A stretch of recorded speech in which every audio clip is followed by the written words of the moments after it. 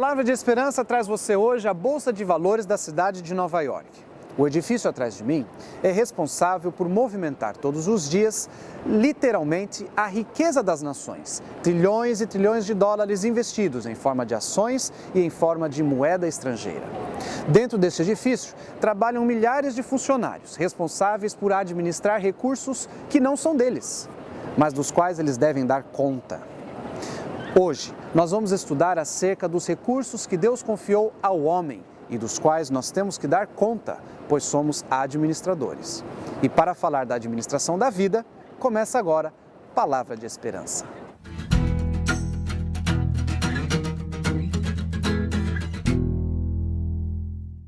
Olá, meus queridos amigos do Palavra de Esperança. Estamos de volta neste quadro que você já deve conhecer, é Na Palavra.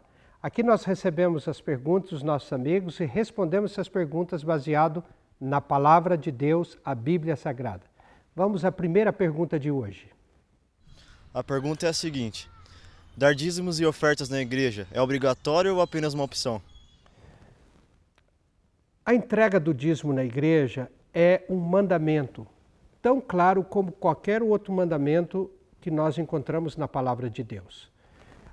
O dízimo, quando o entregamos, nós reconhecemos que Deus é o proprietário de todas as coisas. Tudo que eu tenho pertence a Deus. O tempo, as minhas habilidades, os meus talentos, tudo que eu tenho pertence a Deus. Como eu uso isso para viver, para trabalhar, Deus pede que eu reconheça a Ele como proprietário de todas as coisas. Reconheça o seu senhorio sobre mim, devolvendo apenas 10%, que é o dízimo. No Antigo Testamento, no livro de Levíticos, capítulo 27, nós encontramos o seguinte texto: todas as dízimas, tanto do campo como do grão, são do Senhor, são santas ao Senhor. Portanto, o dízimo pertence ao Senhor, não pertence a nós. Nós não damos o dízimo, nós devolvemos o dízimo. E no Novo Testamento, Jesus, inclusive, tocou nesse assunto. No Evangelho de Mateus, capítulo 23, quando ele repreendia os fariseus pela sua hipocrisia, no versículo também 23 ele diz assim: ai de vós, escribas e fariseus, hipócritas, porque dais o dízimo da hortelã, do endro e do cominho, mas tendes negligenciado os mais importantes mandamentos de Deus, a justiça, a misericórdia e a fé. Então alguém fala assim, está vendo? Jesus falou que porque eles dão o dízimo de coisas pequenininhas, como o hortaliça, o hortelã, eles então estão livres de devolver? Não, mas Jesus conclui: devias fazer estas coisas sem omitir aquelas. Nós devemos praticar o amor, a justiça, a fé, mas não negligenciar o mandamento de devolver para Deus o dízimo que é dele e é santo. Vamos agora à outra pergunta de hoje. Quando eu dou dízimos e ofertas, eu sou mais abençoado? Sim, há uma bênção especial para os obedientes, principalmente aqueles que são fiéis no dízimo. Na verdade, a gente sabe que muitas vezes hoje, em muitos lugares, há uma exploração muito grande dessa questão e às vezes parece que porque eu devolvo o dízimo, eu pago o dízimo, eu entrego o dízimo na igreja, então eu estou como que comprando as bênçãos de Deus. Não, não é isso não. Mas o livro de Malaquias, no capítulo 3, que é o último livro do Antigo Testamento, e o versículo 10, nós lemos o seguinte: trazei, notem que o verbo aqui está no imperativo, trazei vós, trazei todos os dízimos à casa do tesouro, diz o Senhor, para que haja mantimento na minha casa, e depois fazei prova de mim, diz o Senhor, se eu não vos abrir as janelas do céu e não derramar sobre vós bênçãos sem medidas. Então Deus está dizendo aqui: você traga o dízimo para a minha casa de oração, para o tesouro da minha casa. Pode fazer provas de mim. Eu vou derramar bênçãos sem medida sobre você. A questão aqui é a seguinte: bênção nem sempre é aquilo que nós queremos. Nós não podemos dizer para Deus: Senhor, eu estou devolvendo o dízimo, então agora eu quero encontrar um emprego que eu vou ganhar o dobro, que o Senhor resolve todos os problemas da minha vida. Nem sempre é assim. Quem define para nós, quem explica o que é bênção, é Deus. Então, quando nós recebemos as bênçãos de Deus, elas são múltiplas em quantidade, em qualidade e em diversidade. Mas Deus derrama, como está prometendo aqui, bênçãos sem medidas, principalmente sobre aquele que é fiel em devolver aquilo que lhe pertence, o santo dízimo. Devolva o dízimo para Deus. Deus vai te abençoar de qualquer maneira, mas Ele promete aqui que os fiéis recebem uma bênção especial. Obrigado por estarem conectados com a gente. No próximo programa voltaremos com este quadro, Na Palavra.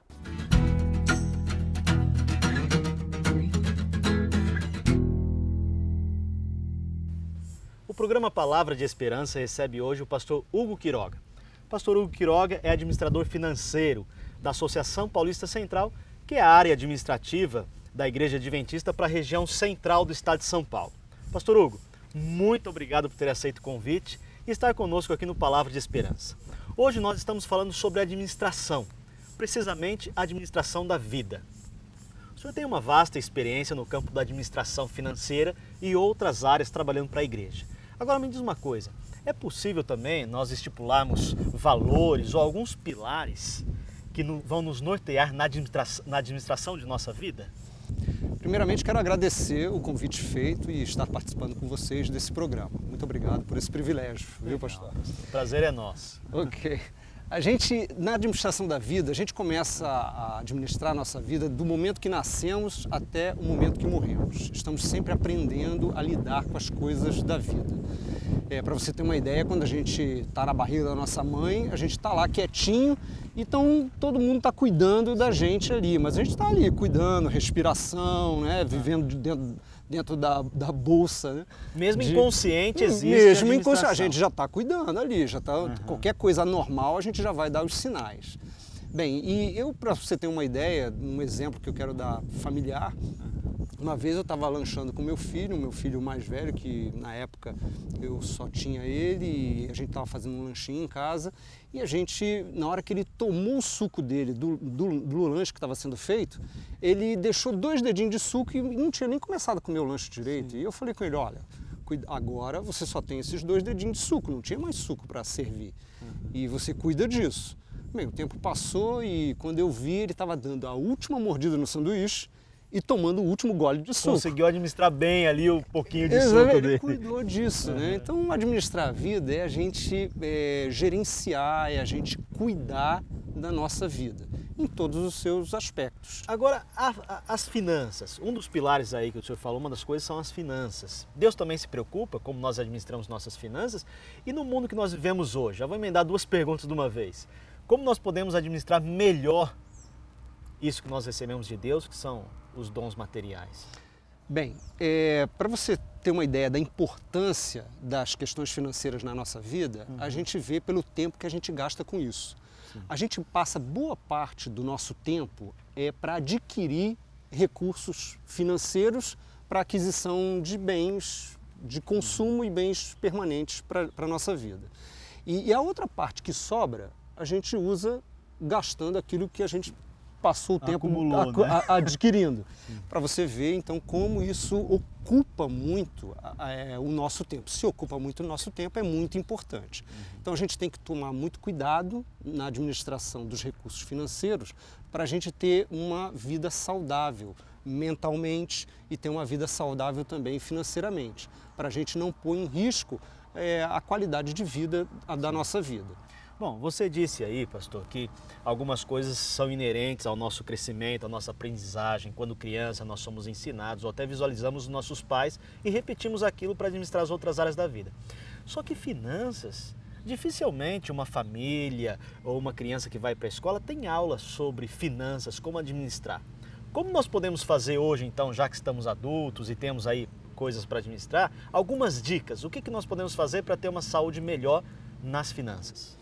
Bem, a gente aprende finanças desde criança e com os nossos pais ou as pessoas que criaram a gente. E quando isso falha, né? Isso a gente aprende com eles. Tanto é que você quer ensinar seus filhos, você tem que ter controle da sua vida financeira. Bem, mas na escola, quando você começa a aprender números, começa a aprender a ler, quando você começa a aprender a ler e escrever, a fazer conta, você já tem condições de aprender melhor sobre isso. Hoje há uma preocupação governamental a respeito disso, tanto é que já está se tendo educação financeira nas escolas. Nas escolas. Sim, é uma preocupação, porque hoje o que acontece? O governo está dando dinheiro para as pessoas, está dando recurso, agora, e está vendo que as pessoas não estão sabendo cuidar disso. Então agora eles também têm que, além de dar o recurso, também ensinar as pessoas a lidarem com isso, para cuidar bem dos recursos e esse recurso durar mais, ter mais utilidade. Legal. Pastor Hugo, muito obrigado por ter aceito o convite aqui do Palavra de Esperança. Tenho certeza que ajudou muito os nossos telespectadores. E para você, fica a dica aí, a dica financeira e a saúde, o administrar da vida aí em todas essas áreas que o pastor Hugo nos falou. Pastor Robson traz para a gente agora uma mensagem especial da Palavra de Deus.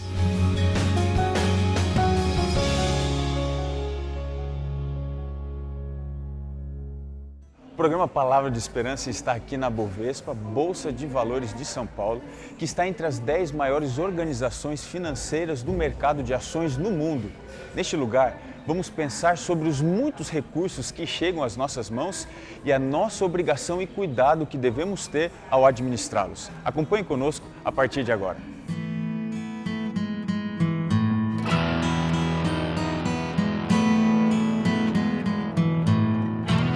Você já deve ter ouvido o ditado que dinheiro não cai do céu. Esse pensamento é equivocado, porque já caiu.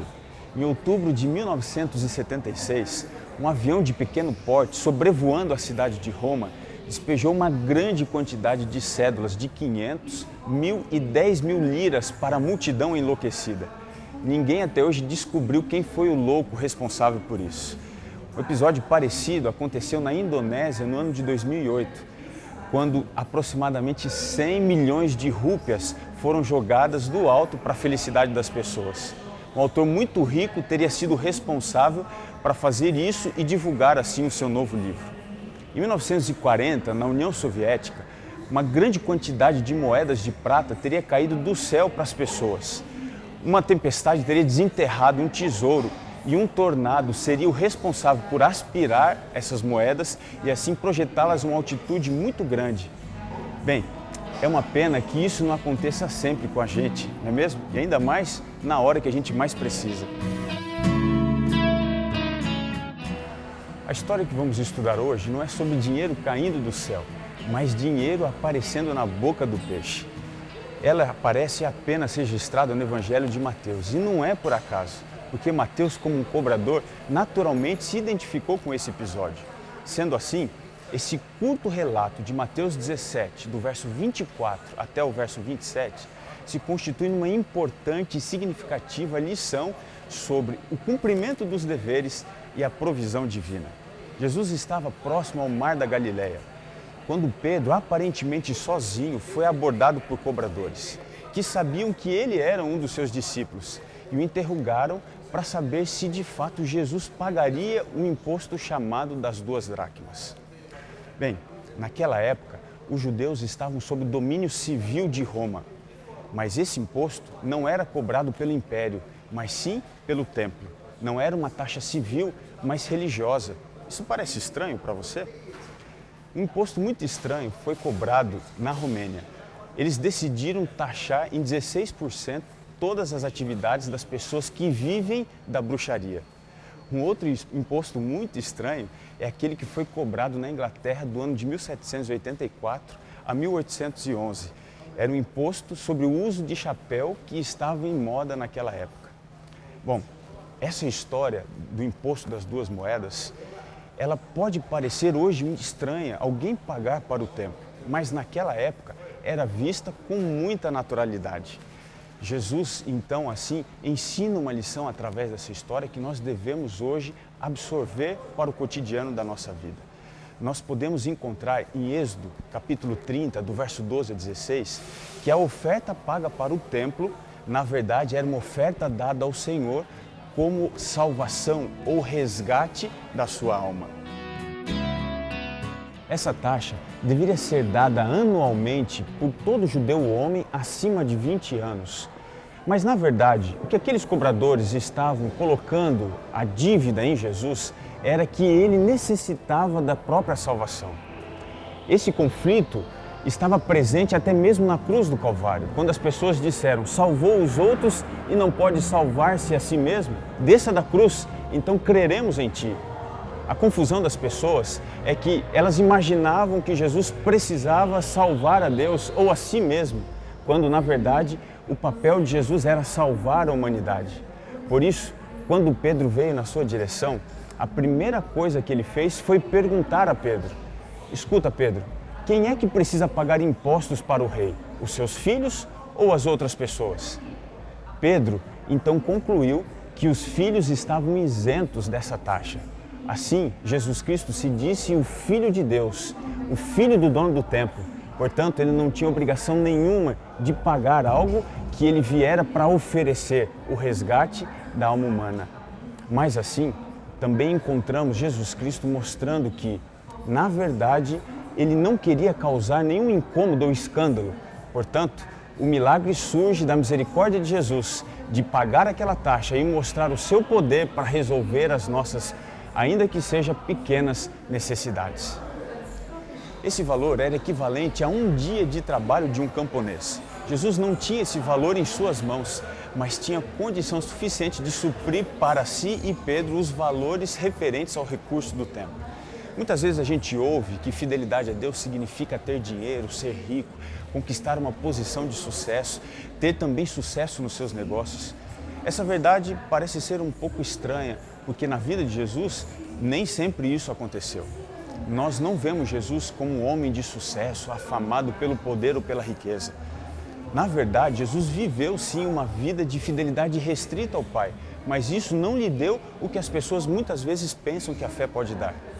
Mas ainda assim, ele fez o sobrenatural acontecer, para mostrar que nós podemos confiar em Deus. Ele tinha a condição de resolver aquele problema. E foi exatamente isso que Pedro encontrou na boca do peixe, um valor suficiente para ele e para Jesus. Nós somos chamados a confiar nesse poder de Deus de providenciar as nossas necessidades. Podemos aprender duas importantes lições quando analisamos a história desse milagre que Jesus realizou. A primeira delas é que Deus não exclui a participação humana.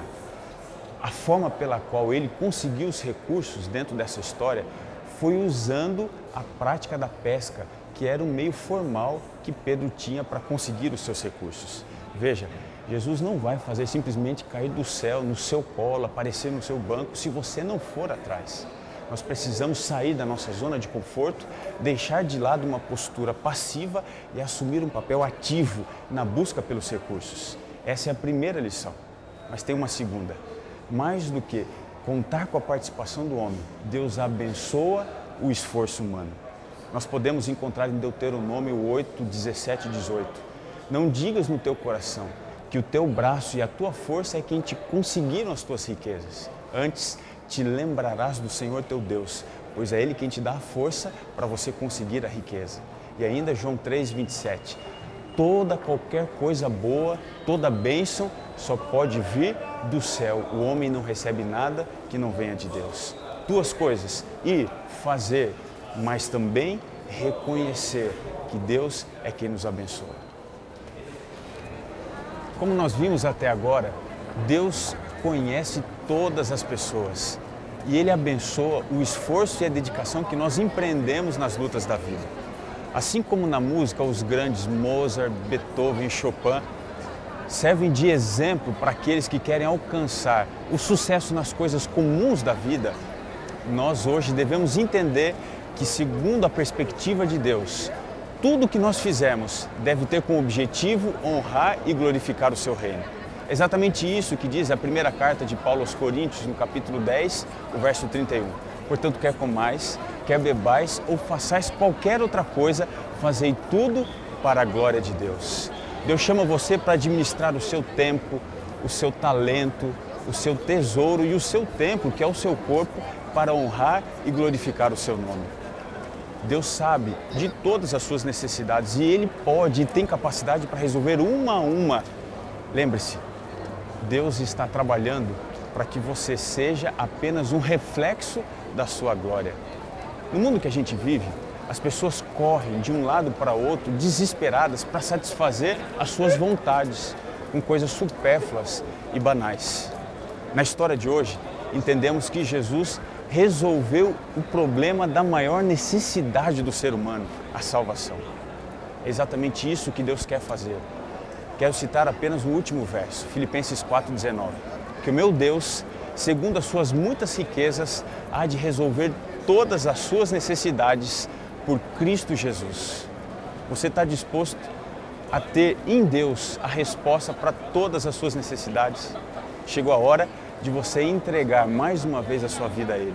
Ouça essa música e permita que Ele faça o trabalho do céu aqui na terra, na sua vida e na sua casa.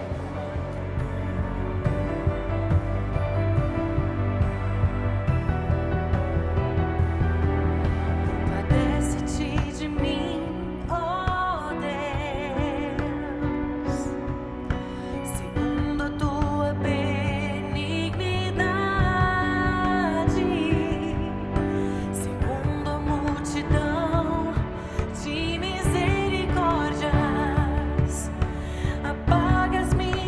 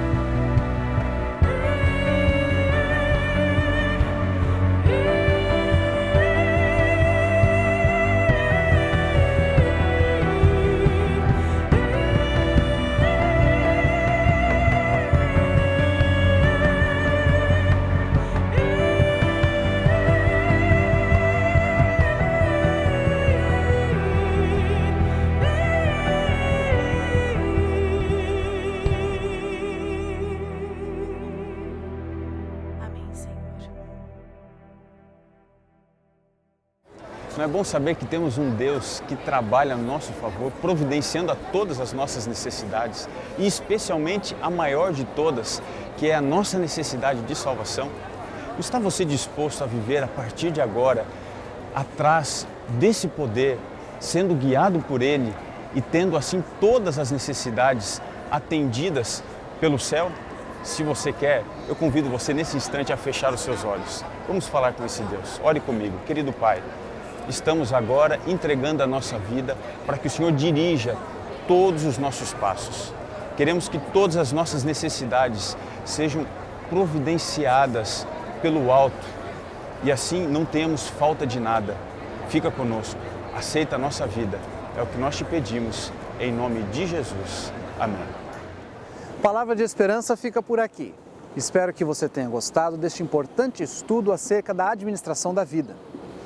Se você deseja entrar em contato conosco e conhecer um pouco mais dos bastidores do programa, acesse facebook.com/Palavra de Esperança TV. Ou, se preferir, visite uma das nossas igrejas. Entre no site www.encontreumaigreja.com.br e ali você vai encontrar uma igreja que fica bem próxima da tua localidade. Por hoje é só, mas eu espero revê-lo no próximo Palavra de Esperança. Até lá!